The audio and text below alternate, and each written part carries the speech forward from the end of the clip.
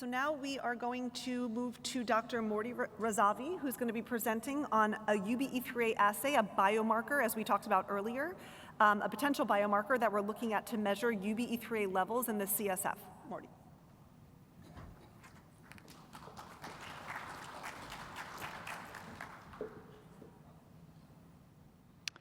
Thank you. It's good to be here with you guys today. Over the past 20 years, I've worked on maybe 200-300 protein biomarkers, and I've only made emotional connection to a handful of them, and UBE3A1 is one of them. This is such a master protein. When you think about it in our neurons for the function of the brain, for proper function of the cells, and this is what you've been hearing all day, that people are focusing on developing therapeutics that can replenish the neurons in Angelman syndrome with this one protein. And that's why it's so important to me and our team. Regardless of the approach that you're going to take for the therapeutic, the fundamental question remains, are you actually introducing UBE3A in the neurons, and what are the levels of this protein, and are they able to be sustained over a long period of time? So some of the reasons why you would want to measure this protein in the context of the therapeutics, first and foremost, are you delivering the protein where it needs to be delivered to the neurons? Secondly, how much of it is there after you do your gene therapy or other forms of therapy? That's crucial information that you need to properly dose the therapeutic so that the protein is getting expressed at the levels that it needs to be. And the third thing is, once you do both of those things, is the protein actually going to stay there for a long enough period of time? And so longitudinal measurement of this protein to make sure that the results are sustained is going to be important to all the therapies out there. So if you look at different ways that people measure UBE3A in different sample types, you are looking at three different assays. The first one is a protein assay. There are different ways of doing this, but they're all looking at the protein, which is the functional end here. That is the right thing to do. That is the correct type of biomarker to be looking at. The problem that exists with these assays is twofold.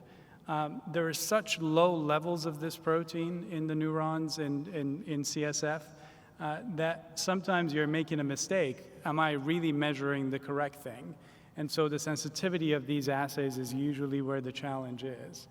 A different type of assay looks at the products of the genome. So you measure the RNA, but the challenge there is that you can make good measurements of these RNAs, but that doesn't guarantee that the protein is actually there. And so you want to go the next level up and look at the protein as a biomarker. And there are assays out there that look at the tissue. You can actually visualize where the protein is. Those are powerful assays, but tissue, brain tissue, is not the kind of sample that you want to be working with if you're running clinical trials.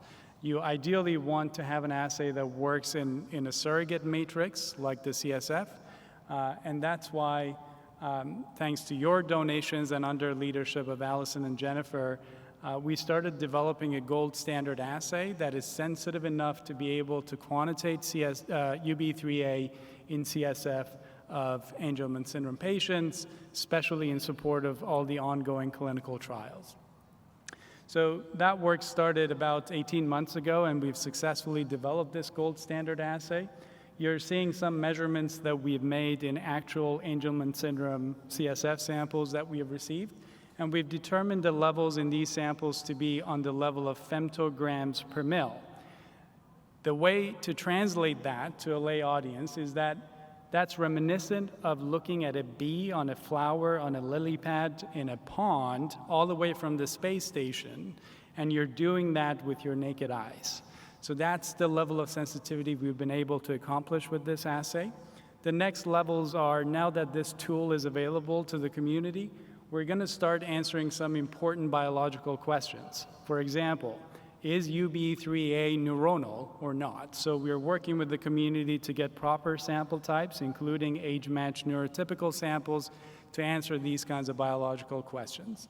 And the second thing we're doing as a company, we're making sure that this assay is commercially available to anybody who's developing therapeutics, any researcher out there who is developing methodologies for curing this disease. If they need to measure UBE3A, this assay is available to them. On that note, huge thanks to FAST, to Allison and Jennifer for bringing this really interesting project to us, and thank you all for your support.